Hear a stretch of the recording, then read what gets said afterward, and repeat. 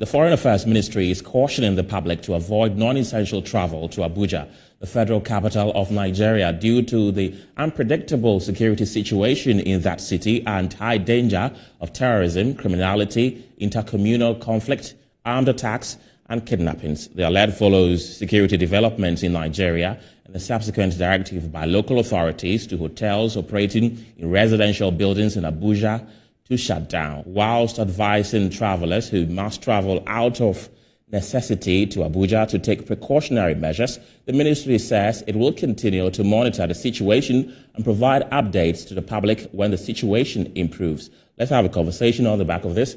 And joining me is security analyst Adib Sani. Adib, grateful for your time tonight. So how dire is the situation in Abuja to have prompted such an alert from Ghana's Foreign Affairs Ministry? Well, thank you. First of all, we have to know the purpose for, such warnings, otherwise also known as travel advisories.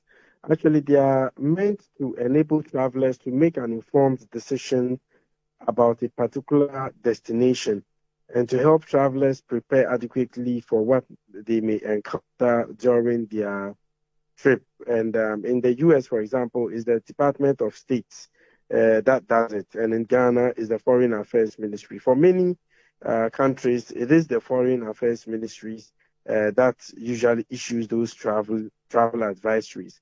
And it may be about the weather, it may be about the security, like in this case, civil unrest, or even the fear of the spread of disease, such as COVID-19. And I don't know where the information is coming from, but certainly it will be due to some intelligence that has been gathered on the ground.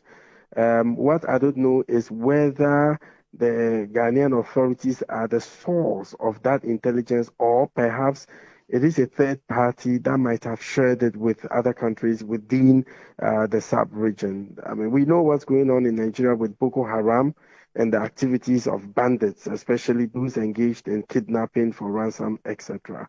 And I think it is based on that intelligence that they feel that, hey, Ghanaians need to be careful. If you have plans of going to Abuja, you might have to rethink.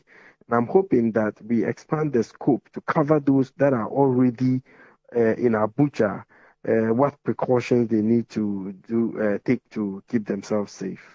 Right. Adib Sani, grateful for your time this evening. He's a security analyst there, giving us some tips on how to keep safe in Abuja.